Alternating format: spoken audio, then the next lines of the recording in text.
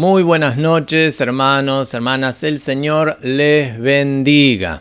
Es un gusto poder estar compartiendo con ustedes una vez más estos estudios que estamos realizando del libro de Éxodo. Estamos llegando ya en el capítulo 14, cuando vemos el cruce del Mar Rojo. Este es un capítulo muy importante, es una de las historias más difundidas, incluso hasta por actores en Hollywood a nivel secular, ¿no es cierto? Se ha tomado esta historia como algo muy importante y que atrapa mucho a la gente. Y quiero que podamos verlo desde el punto de vista de lo gráfico, de un mapa, de fotos, ubicándonos en el lugar para poder entender bien cómo fue el proceso que vivió el pueblo de Israel siguiendo la guía de Dios. Habíamos visto en el día de ayer que el pueblo de Israel estaba siguiendo al Señor a través de una columna de nube que estaba durante el día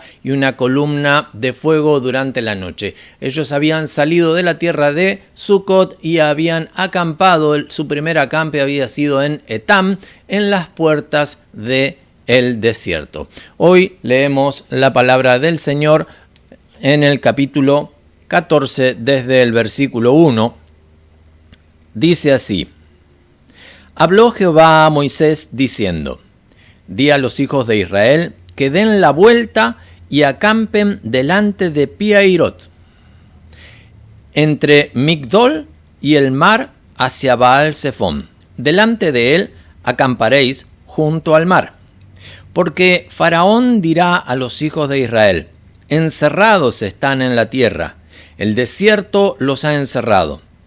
Y yo endureceré el corazón de Faraón para que los siga, y seré glorificado en Faraón y en todo su ejército.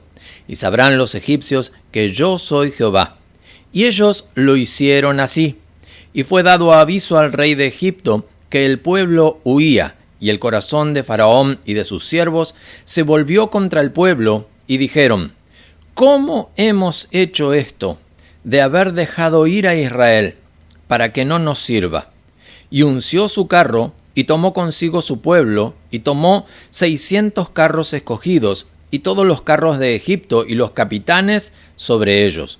Y endureció Jehová el corazón de Faraón, rey de Egipto, y él siguió a los hijos de Israel, pero los hijos de Israel habían salido con mano poderosa. Siguiéndolos pues los egipcios con toda la caballería y carros de Faraón, su gente de a caballo y todo su ejército, los alcanzaron acampados junto al mar, al lado de Pi-hahirot, delante de Baal-zephón.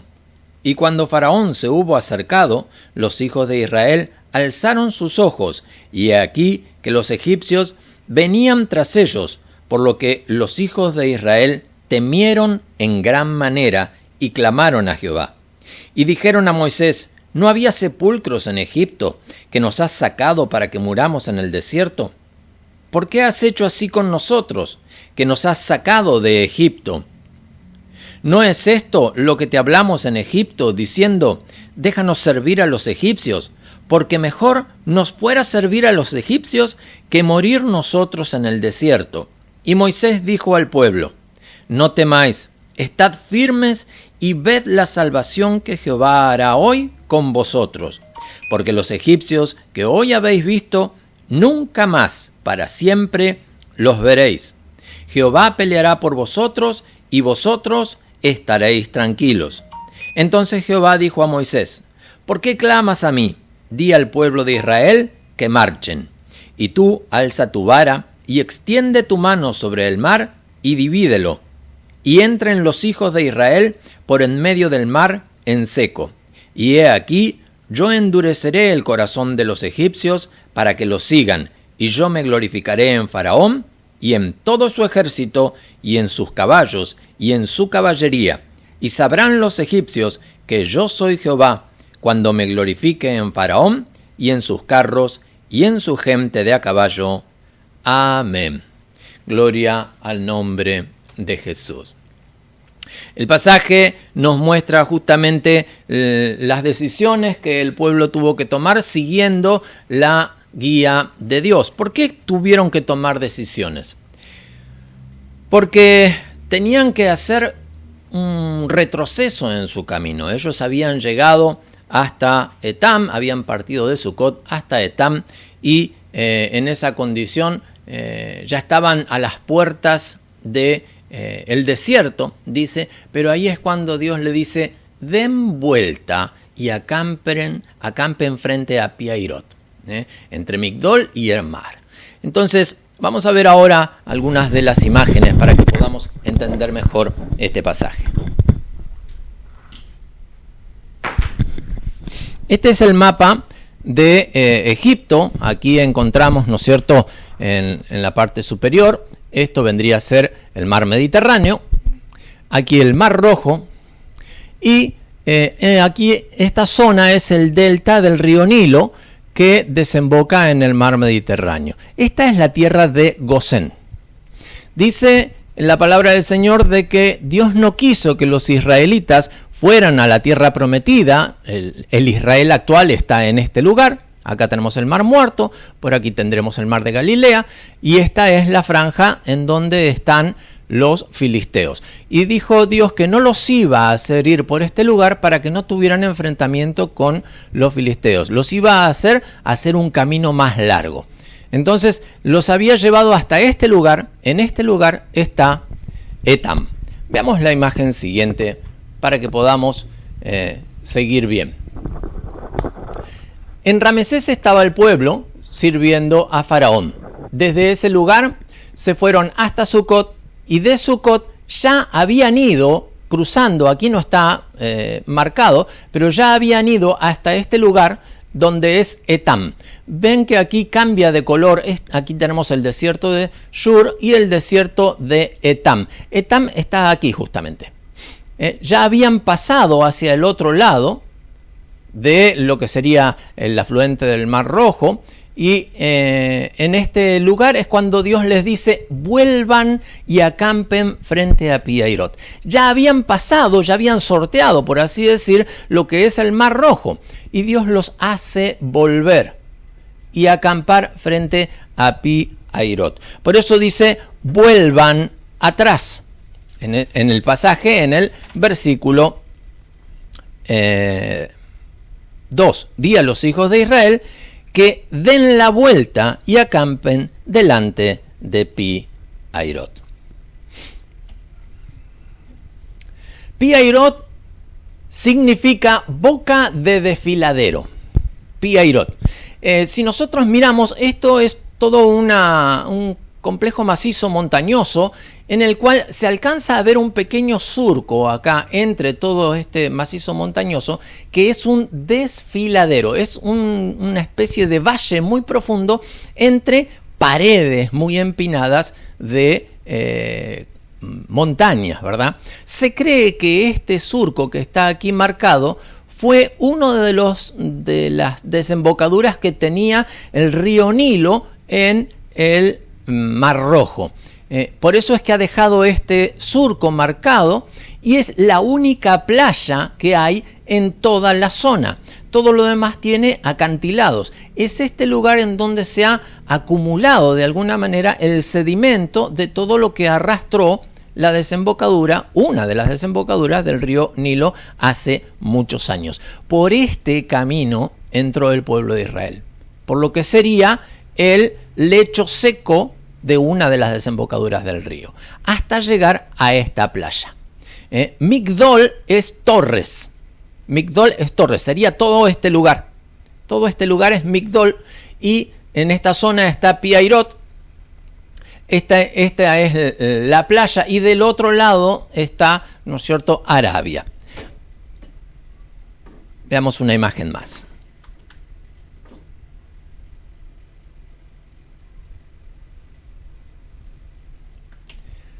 Aquí vemos bien el desfiladero, ¿no es cierto? Esta es la salida a la playa. Ven la altura de las montañas. Aquí debajo es el surco por donde el pueblo de Israel pasaba.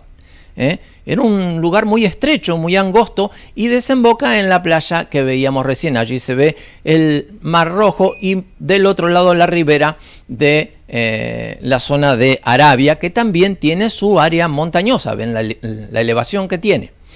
Por ese lugar pasó el pueblo de Israel. Esta es la playa, que es la desembocadura, justamente. Ven todo lo que son los macizos montañosos. Esta es la salida. Y ven, estas líneas es lo que marca, ¿no es cierto?, corrientes de agua, quizás a causa de lluvias, que se van haciendo estos surcos hasta el Mar Rojo. Esto es una vista actual.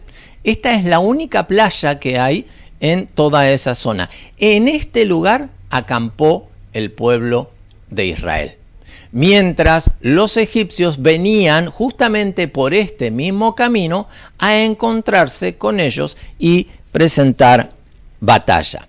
Pero Dios había dicho de que se glorificaría en esta batalla, ¿no es cierto?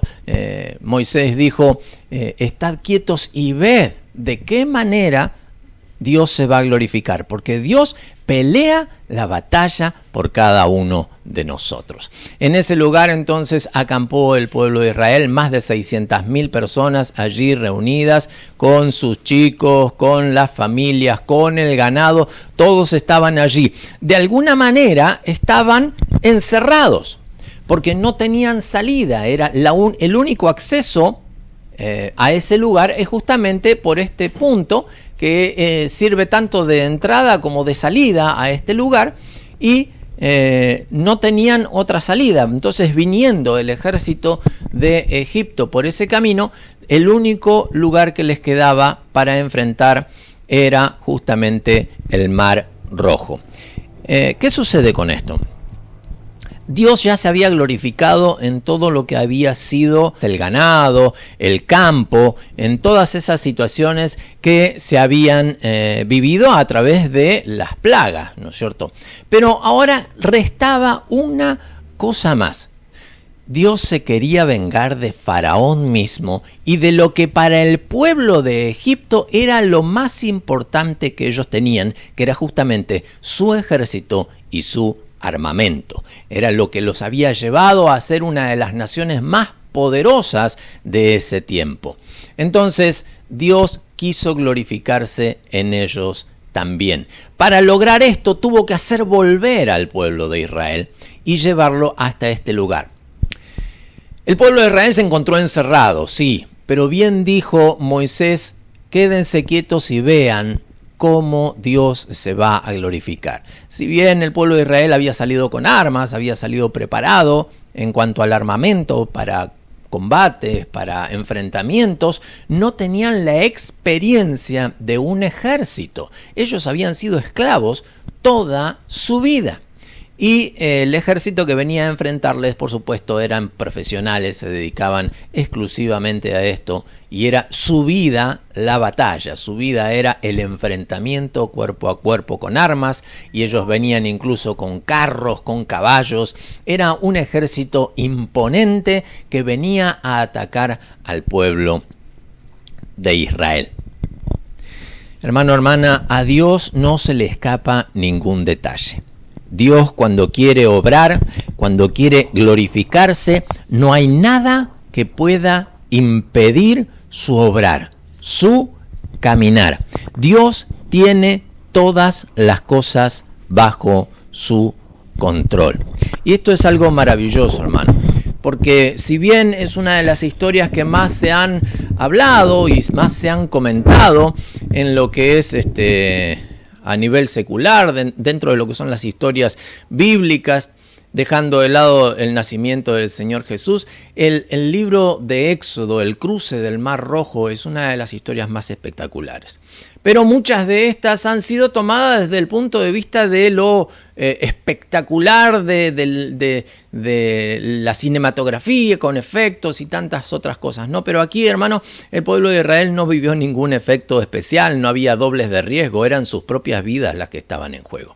Por eso es que cuando aparece allí el ejército de Faraón, el pueblo lo mira a Moisés y le dice: no te dijimos que no queríamos salir. Ya estaban arrepentidos de haber salido. Estaban quizás a punto de ir a pedirle perdón a Faraón, por decir: perdón, nos equivocamos, en realidad no queríamos irnos, sabemos que vos nos vas a tratar mejor. Pero es ahí cuando Moisés les habla y les dice: fíjense de qué manera Dios se va a glorificar. Y esto lo vamos a ver, si Dios quiere, en el día de mañana, de qué manera Dios se glorifica en el ejército, cómo Dios abre el mar. Incluso vamos a ver algunos hallazgos arqueológicos en la zona y explicando bien cómo fue el cruce del Mar Rojo. Pero quiero que en este pasaje entendamos, ¿no es cierto?, cómo Dios prepara toda la escena para glorificarse conforme a su plan y a su propósito. Parecía una locura. Moisés quizás se hubiera pensado en lo que estaba haciendo, razonando con su propio conocimiento del lugar. Esta era una tierra que él conocía, él sabía bien respecto del encierro que se iba a generar. Él ya estaba a las puertas del desierto, camino hacia el monte en el cual iba a servir a Dios. Pero Dios le dijo: den la vuelta y enfrenten el Mar Rojo. Quédense allí, porque allí va a ir Faraón y en él yo me quiero glorificar. Si Moisés no hubiera tenido las experiencias que había vivido con Dios a lo largo de las plagas, del encuentro en la zarza, verdaderamente no sé si hubiera accedido a volver atrás y llegar hasta ese encierro. Vuelvo a decir, Moisés conocía ese lugar. Moisés había estado en ese lugar, había recorrido la zona, conocía perfectamente ese lugar y sabía que allí se iba a encontrar encerrado. ¿Y qué quiero decir, hermano? Muchas veces Dios nos encierra. Dios a veces nos cierra la puerta a nuestro alrededor y nos deja un solo camino. ¿Sabe cuál es ese camino? Mirarlo a Él. Mirar al Señor, esperar de parte de Él el milagro, esperar de parte de Él la salida, la solución. Humanamente no hay salida, no hay solución, y era lo que estaba viviendo el pueblo de Israel. Humanamente era imposible. El ejército había cercado ya la salida, no tenían forma de escapar, rodeados de montaña por un lado y por otro lado el Mar Rojo. La única opción era cruzar el mar. Y eso el pueblo hasta ese momento no lo sabía, pero Moisés ya sabía lo que Dios iba a hacer. Moisés sabía que Dios se iba a glorificar. Dios ya se lo había hablado. Hermano, hermana, cuando vemos este pasaje, podemos entender de que Dios no quiere que nosotros estemos huyendo de nuestros enemigos, ¿no? El pueblo de Israel estaba huyendo en ese momento, pero Dios no quiere que ninguno de sus hijos se encuentre huyendo de un enemigo, sino que alcance la victoria sobre ellos. Por eso decía, estos mismos egipcios que hoy los veis, nunca más los volverán a ver, porque allí los iba a sepultar, allí iba a quedar todo el ejército de Faraón. Dios no quiere que estemos huyendo de los enemigos, Dios quiere que los enfrentemos y los venzamos. Y si yo no tomo la decisión de enfrentar a mis enemigos, de enfrentar al enemigo, a mis temores, de enfrentar mis debilidades, de reconocer mis errores para encontrar una sanidad en mi vida, si yo no lo reconozco en un momento, hermano, hermana, Dios nos va a poner en un aprieto. Dios nos va a acorralar en una situación en la cual no nos va a quedar otra alternativa que enfrentar nuestros miedos, enfrentar nuestro enemigo, nuestro temor, enfrentar mis debilidades, mis dolores, mis angustias, mis heridas sin cicatrizar. Yo voy a tener que enfrentar eso. ¿Para qué? Para vencer y poder ser libre. Era el tiempo en el cual el pueblo de Israel tenía que alcanzar la libertad. Pero primero tenía que alcanzar la libertad en su mente. Tenían mente de esclavos, temor de esclavos. Cuando ven la imagen de Faraón entre los desfiladeros con todo el ejército, tuvieron más temor de Faraón toque de Dios que los había sacado y los había librado con mano fuerte. Hermano, hermana, quiero que oremos en esta noche y que podamos de alguna manera investigar nuestras vidas. Como dice la palabra del Señor, que es la obra que hace el Espíritu Santo, redarguir. El redarguir nos habla de revolver, de llegar hasta lo más profundo, para que podamos analizarnos y con la guía del Espíritu Santo ver cuáles son nuestros temores, cuáles son nuestros enemigos, aquellos que vez tras vez no nos dejan avanzar, que nos están manteniendo estancados o que nos mantienen en esclavitud de pecado, en esclavitud de temores, en esclavitud de actitudes quizás, que no nos llevan al progreso, que no nos llevan a la libertad en nuestras vidas. Vamos a orar al Señor. Padre, amado Dios, te damos gracias. Gracias, eterno Rey, por tu amor, por tu misericordia. Gracias, bendito Dios, porque tú eres un Dios bueno. Y que vez tras vez, eterno Rey, estás mirando nuestras vidas y quieres traer verdadera libertad, Señor, a nuestras vidas. Libertad en nuestra mente, libertad en nuestro corazón, libertad en nuestro obrar, Señor. Oh, bendito Rey, ayúdanos, Señor. Ayúdanos a mirarnos a nosotros mismos. Que podamos, bendito Dios, con tu guía, con la guía de tu Espíritu Santo, identificar nuestros temores. Identificar aquellas cosas que nos limitan, que nos frenan. Aquellas cosas en las cuales quizás estamos atados. Falta de perdón, baja estima. Tantas cosas, Señor. Pero tú, bendito Rey, has de estar obrando en cada uno, para que podamos ser libres y aún sanos, Señor, de las heridas del pasado, para poder, bendito Padre, estar en condiciones, mi Dios, de poder vivir la libertad que tú quieres darle a tu pueblo, la libertad que tú nos quieres dar a cada uno de nosotros, Señor. Ayúdanos, bendito Rey, y guíanos, Padre Santo, hacia esa libertad gloriosa. En el santo y maravilloso nombre de Jesús, Señor, te lo pedimos y te damos gracias, Señor. Amén y amén. Mi hermano, mi hermana, el Señor les bendiga mucho y no se pierdan el altar familiar de mañana, en el cual veremos el cruce del Mar Rojo. Bendiciones para todos.